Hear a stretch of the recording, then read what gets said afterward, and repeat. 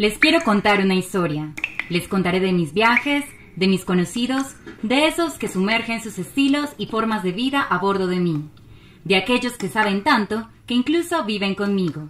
Sí, de esos sí, de ellos y de mí, de ambos que tanto nos conocemos. Tengo tantos años que no recuerdo mi nacimiento. La verdad es que a estas alturas del camino no recuerdo ni de dónde vengo, pero sí sé para dónde voy. La luz del sol te encandila los ojos y no permite más que un fuerte estallido de ilusiones. Pero cuando por fin se abren, acuden imágenes de verdes monstruos parados en un solo pie. Se miran largas y altas montañas y hasta almohadas de espuma que flotan en los cielos vastos y azules. Conforme acuden a ti, otros pequeños arroyos de agua te haces más grande, más viejo, más profundo, más largo. El sol te carga de energía, de destellos luminosos. Hace que tus moléculas vibren y salten de un lado a otro hasta que empiezas a volar. Te evaporas y una parte de ti se convierte en nube. Alguna vez subí por Puente Gavino y por las montañas del Cañón del Porce que tienen esa vestidura verde que los rayos del sol van descubriendo. Por ahí cerca de Hojas Anchas conocí a don Víctor, el zapatero de Gómez Plata. Él vive con su hijo Víctor Hugo y sus nietos Santiago y Jason. Lo conozco muy bien.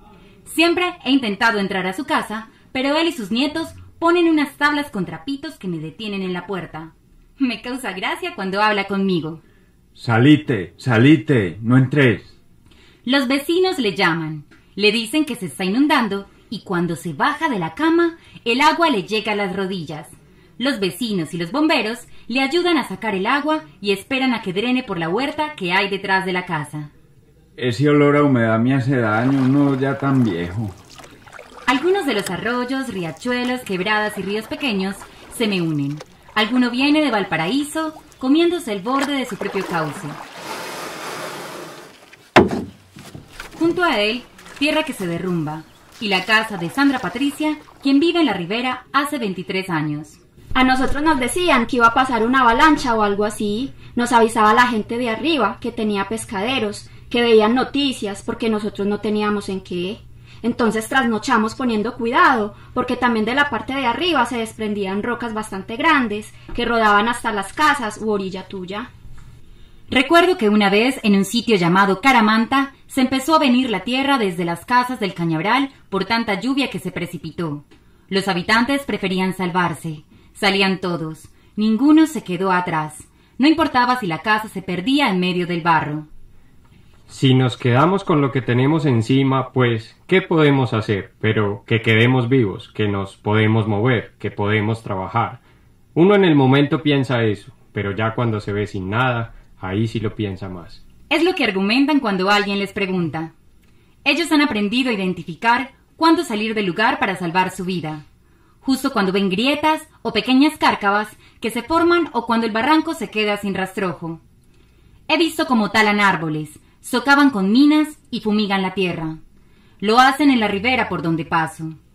Cuando no para de llover, mi cuerpo crece y crece y junto a mí cae la tierra en furiosa avenida. Piedras, árboles y residuos, no hay nada que me pueda detener. Alguna vez, pasando por Concordia, conocí a Andrés, un muchacho que me contó sobre su nacimiento entre cafetales, palos de guama decorados con avisperos, culebras, nidos de pájaros, chuchas y ardillas. Me contó que el camino y paisaje de su escuela no variaba mucho. Al de los alrededores de su casa era siempre igual, cafetales por todas partes. De la escuela salía a llevarle el almuerzo a mi papá en una ollita chiquitica con la tapita apachurrada, amarrada con una cabulla para que no se regara el caldo. Y él me dejaba el sobradito. Ay, ese era un alguito tan delicioso.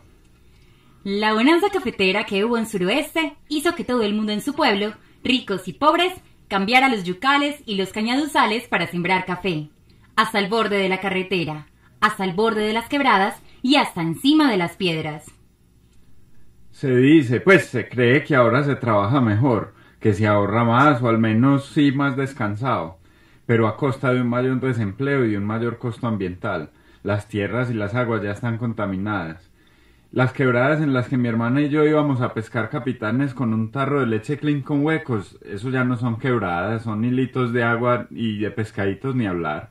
Trapiches, yucales y plataneras ya no se ven por aquí, porque es que ocupan mucho espacio y pues no dan plata. Después de todo, en el espacio en el que cabe una mata de plátano, al menos caben 3 palos de café.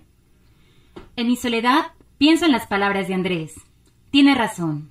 Los tiempos de antes, los de sus padres y sus abuelos, los tiempos de ahora, todos diferentes. La tierra distinta, sus usos y sus ocupantes. Será por eso que aún no aprenden a convivir conmigo, o al menos eso creo. Lo paradójico es que siempre paso por los mismos sitios. Es que los humanos parecen no aprender. Quien sí quiere aprender es Zenen de Puerto Nare, un simpático amante de las bicicletas y educador pensionado, quien ha llevado un registro desde hace más de 40 años de recortes de prensa y muchos archivos sobre todo lo que acontece en su municipio. Entre ellos está mi paso por esa zona en el 2011. Ese día, justo en ese pueblo, salí de mi cauce. El daño fue muy grande, pero gracias al locutor de la emisora que se comunicó con otros municipios ribereños y difundió la noticia, se pudieron poner a salvo los enseres y la vida de muchos animales, así como la de los habitantes de Puerto Nare. A Gabriel el locutor le agradezco mucho, pues mi sufrimiento sería mayor si no fuera por su información. Y lógicamente a Zenen, que ahora está más alerta y cuenta la historia de un pueblo que quedó anegado, tanto que por sus calles navegaban las chalupas que cotidianamente usan para ir a la sierra y Puerto Serviés. En cambio, hay otras poblaciones que no entienden. En una ocasión crecí tanto que era imposible detenerme. Sentía como cientos de árboles y piedras eran absorbidos.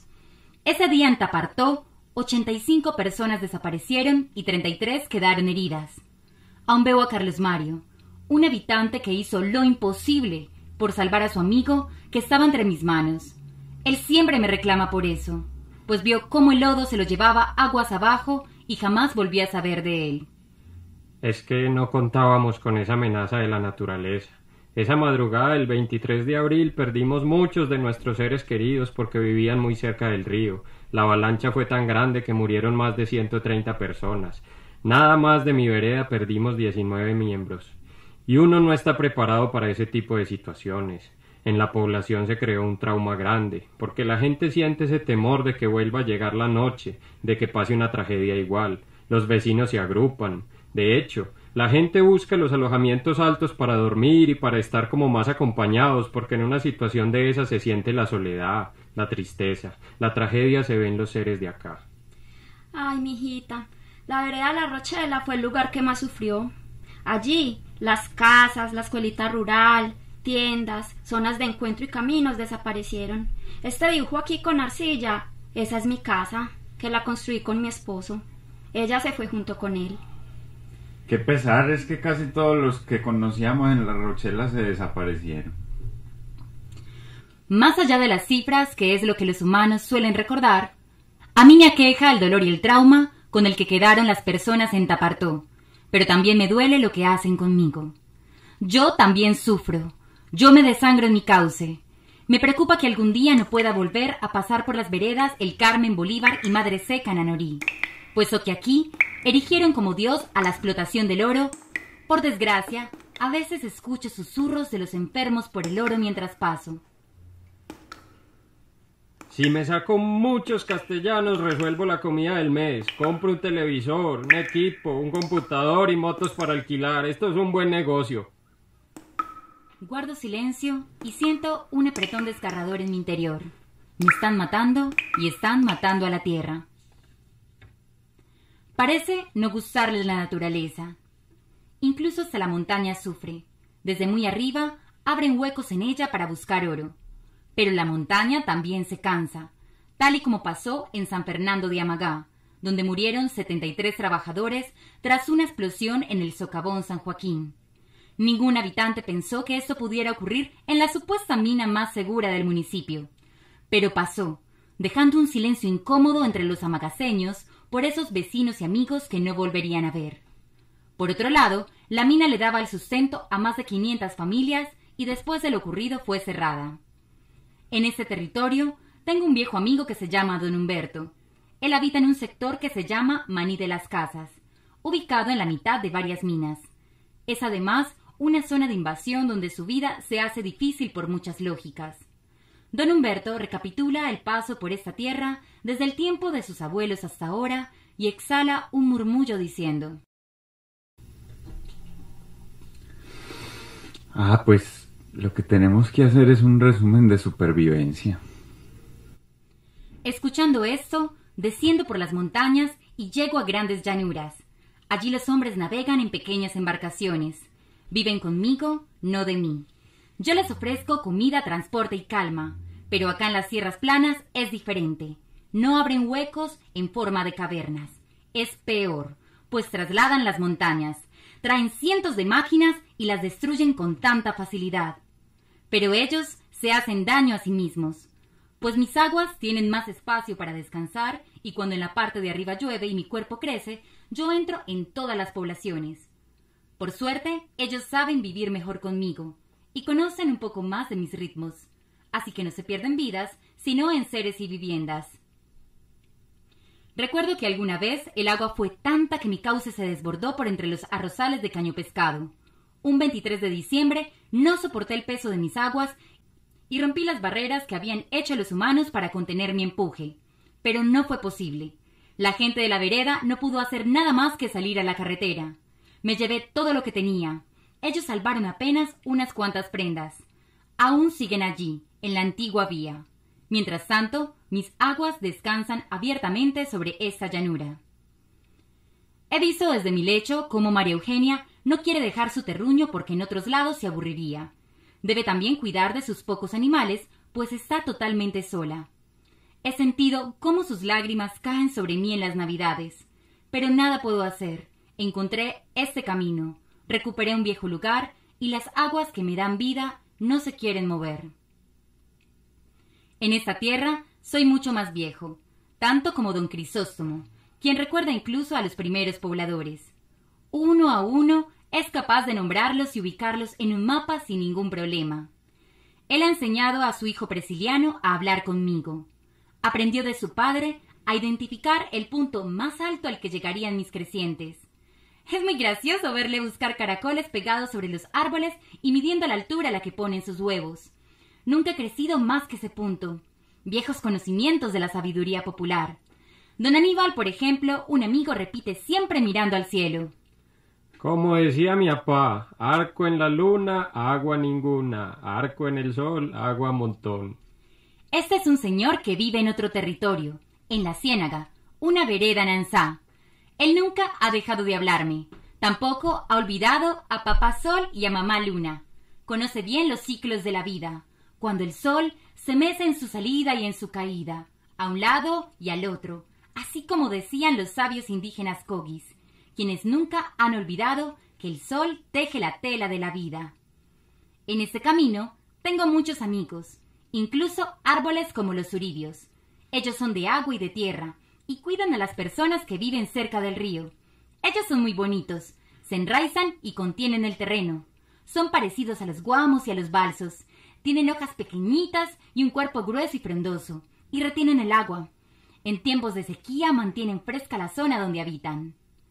Por las tierras de los suribios también conozco a Tulio, que parado sobre una piedra grita: Cisneros es un valle bañado por múltiples aguas, porque si uno ve a Cisneros y a los municipios de más abajo, definitivamente muchas aguas y nacimientos nos bañan. No obstante, casi todos están contaminados por la irracionalidad, por las técnicas de cultivo, porque todavía hay gente talando árboles. Cuando salimos a caminar, los más adultos nos asustamos, los más viejos nos cuentan que tal quebrada era abundante en agua y ahora no queda sino un chorrito. Mientras el hombre supuestamente avanza detrás del capital, se olvida de lo verdaderamente importante. ¿Qué es una comunidad sin agua? Siempre me gusta escuchar a Tulio. Sabe mucho y lee mucho. Me acuerdo con sus historias de tantas cosas que pasaban. Los muchachos conquistaban a las muchachas invitándoles a los trapiches. Había muchos paseos a los charcos y el ferrocarril iba a su paso, muy cerca de mí. Recuerdo las hojaldras frescas que vendían las señoras mayores. Recuerdo que antes había más amigos árboles, más suribios. ¡Ay! ¿Y cómo no recordar a Lidia? Una enamorada de las plantas.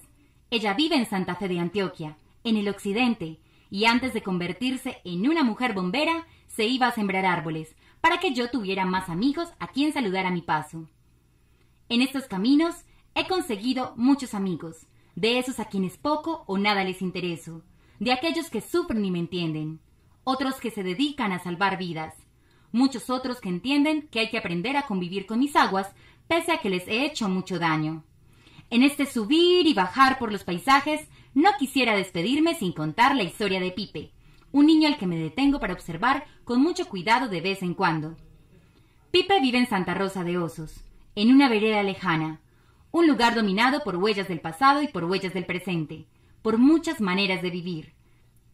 En esta vereda es posible reconocer los cultivos agrícolas que generan vida, alimento y alegría, así como los cultivos que no la generan.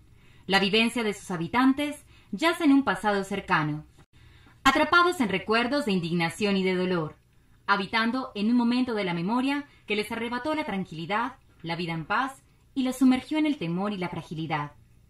Cuando paso por San Isidro y el Sauce, me encuentro con la gentil mirada de un campesino, la suave mano de una niñita de campo, la sonrisa tranquila y el chocolate profundo de una recolectora de café y el sueño de un niño que fantasea con chutar sueños en forma de balones de fútbol para hacerle goles al destino vestido de verde y para hacerle gambetas a la ficción de su presente con un futuro que ya vive y siente. Este es Pipe, nuestro soñador. Cada día se levanta a estudiar en la escuela del corregimiento San Isidro. Una vez hablé con él.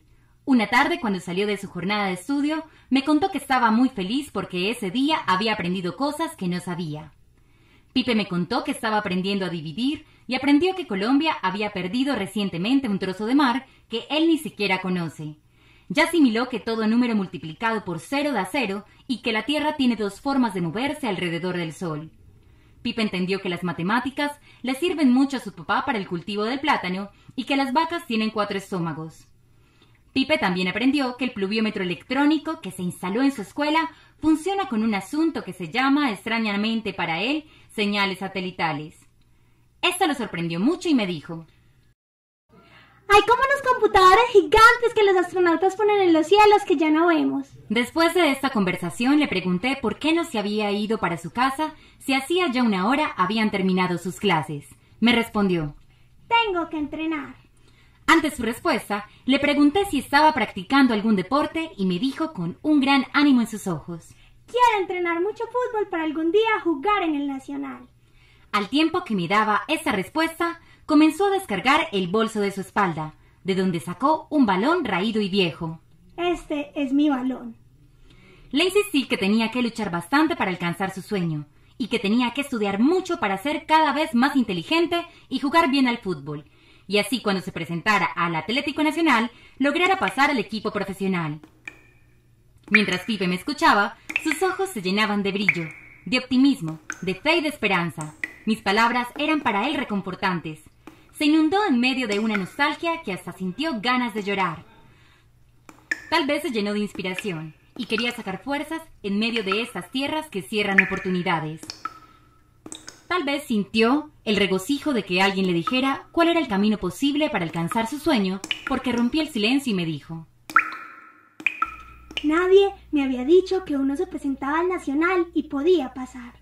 Voy a entrenar bastante para en el futuro hacer muchos goles en el Nacional y ganar plata para ayudarle a mi mamá para que no tenga que lavar más ropa en el pueblo, para que mi papá no tenga que matarse tanto en la finca y para que mis hermanitas también estudien mucho. Miro a Pipe en su espera. No sé si esta tarde entrenó con los amiguitos o tal vez estos no pudieron llegar y él se dedicó a hacer chutes solo. O en últimas, prefirió irse para su casa solo y preocupado por un atraso en las necesarias sesiones de entrenamiento. A veces me detengo por un instante para ver en acción a Pipe. Es él quien lleva el balón en sus pies, el que comanda el ataque, el que inspira el suelo, el que rompe la solidez de los sueños, el que se mueve como un pez deslizándose por ese suelo con su pelota, con su sueño hecho extensión. Siempre entrena con fuerza, su alma ahí puesta, lanzado a ese tierrero para robarle a la vida un sueño, para abrir puertas donde a veces ni siquiera hay lugares donde habitar. Ahí está Pipe, pateando su pelota, construyendo jugadas de sueños, arrojado a su oportunidad en la vida. Espero algún día poder detenerme para hablar nuevamente con él y dedicarle aquel verso del gran poeta José Cantero. Y te fuiste gambeteando, inspirándote en un sueño. Los trancazos te llovían, ni aun así te detuvieron. Seguiré yendo y viniendo por el mundo, viajando hacia las largas y altas montañas, divisando las blancas almohadas de espuma que flotan en los cielos vastos y azules, escondiéndome entre los surcos de la tierra, creciendo o disminuyendo, cayendo en furiosas avenidas junto a piedras, árboles y residuos que dejan, evaporándome para saludar a Papá Sol y luego caer en forma de gotas de lluvia. Seguiré saludando a mis viejos amigos, a don Víctor, quien espero que no sufra más cuando lucha conmigo poniendo trapitos en su puerta, a Sandra Patricia, Carlos Mario, Laura Rosa, don Libardo, don Humberto, María Eugenia y Andrés. Espero que la vida lo regocije para aliviar sus angustias, su dolor por su territorio. A Zenen, Gabriel, Tulio y don Crisóstomo, espero que sigan su labor, despertando del sueño a la memoria, así como Presiliano y don Aníbal continúen observando la naturaleza. Por ahora seguiré visitando a Pipe. Veré cómo se convierte en un gran futbolista. Saludaré a doña Liria y finalmente me iré a abrazar a mis amigos árboles, los uribios.